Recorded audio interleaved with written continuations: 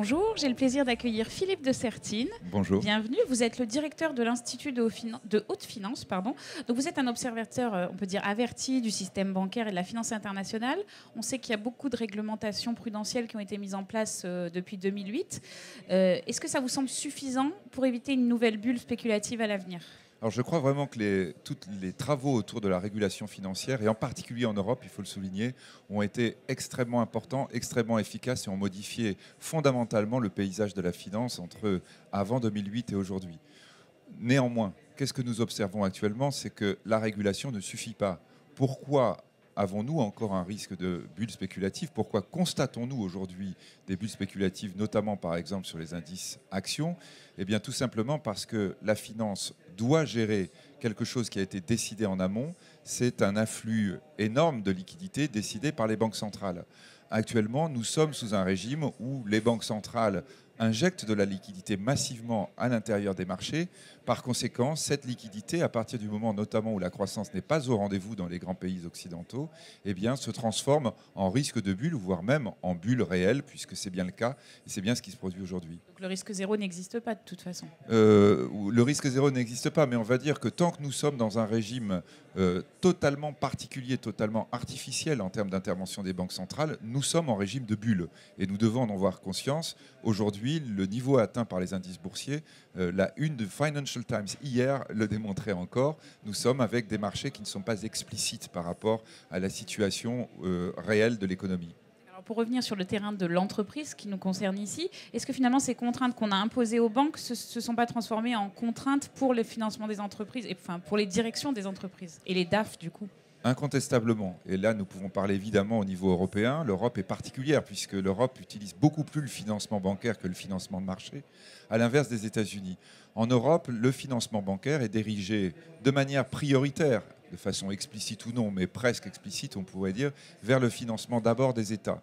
La première préoccupation des autorités monétaires et financières européennes a été d'assurer la sauvegarde et le financement des États dans la période que nous connaissons, puisqu'aujourd'hui encore, un certain nombre d'États européens sont en situation extrêmement fragile, reviennent peu à peu sur les marchés, mais sont néanmoins avec des financements compliqués, obligeant les banques européennes à être concentrées sur ce financement particulier.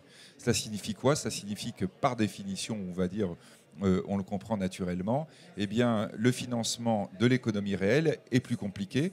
Et plus on va avoir un risque élevé, c'est-à-dire en réalité plus la taille de l'entreprise est petite, plus le financement par les vecteurs traditionnels est pénalisé par ce qui s'est passé au moment de la crise et la manière dont on la corrige aujourd'hui.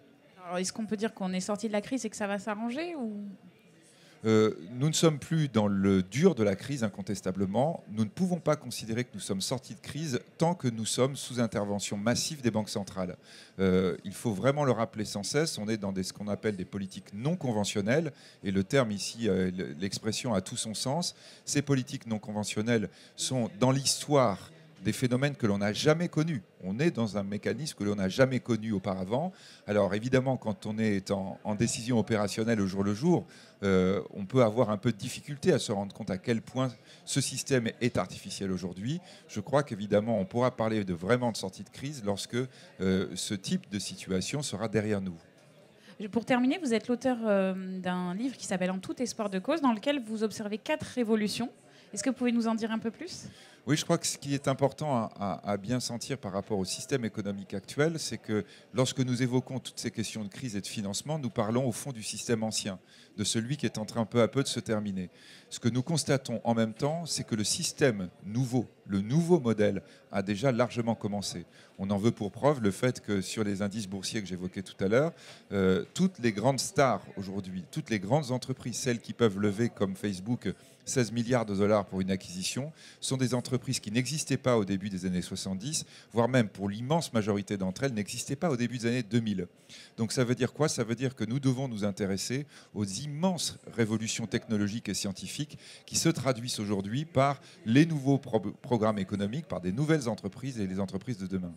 J'en ai évoqué 4 fondamentales à mon sens. La première est la révolution agricole.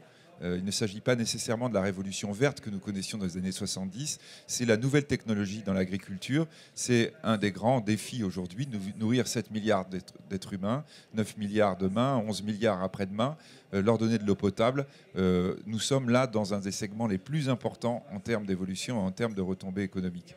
Deuxième segment extrêmement important, celui qui est d'ores et déjà le second en termes de création de start-up dans le monde entier, celui qui intéresse par exemple le nouveau capitalisme de demain qui est Google. Ce deuxième secteur, c'est celui des biotech.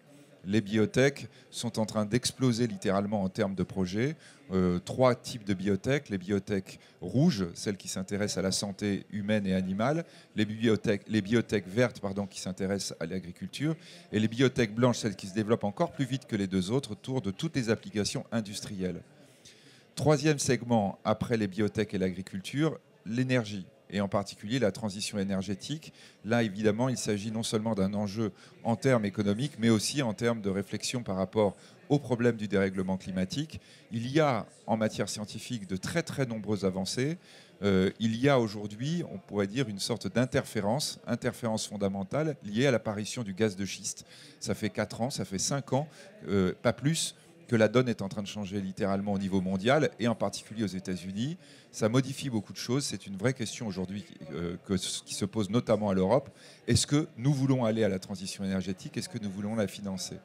Et puis la dernière des révolutions, c'est celle peut-être qui semble la plus banale parce que l'on la connaît depuis longtemps, c'est la révolution du numérique. Sauf qu'on pourrait dire, et en allant très vite, que nous en sommes à la deuxième vague de la révolution du numérique. Le numérique était d'abord dans les segments de communication. Il est en train d'en sortir notamment par l'extraordinaire progrès que nous avons dans la gestion massive de données.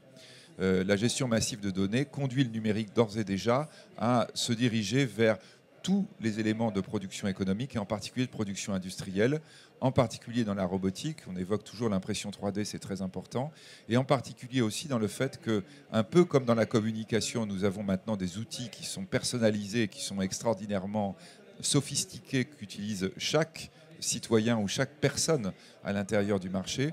Nous allons vers exactement le même type d'évolution en matière économique, c'est-à-dire une économie qui va évoluer à échelle humaine. Et ça, c'est un grand bouleversement, un bouleversement, pourrait-on dire, comparable à celui d'une révolution industrielle comme celle qu'on a connue au XIXe siècle, celle qui signifie quoi? Que, au fond, le grand changement va venir du terrain. Ce sont les initiatives individuelles. On le voit beaucoup dans des pays comme les États-Unis ou des zones comme l'Asie. Ce sont des initiatives individuelles qui vont créer des entreprises qui vont croître très rapidement et qui seront les vedettes boursières de demain. Philippe de Sertine, merci beaucoup.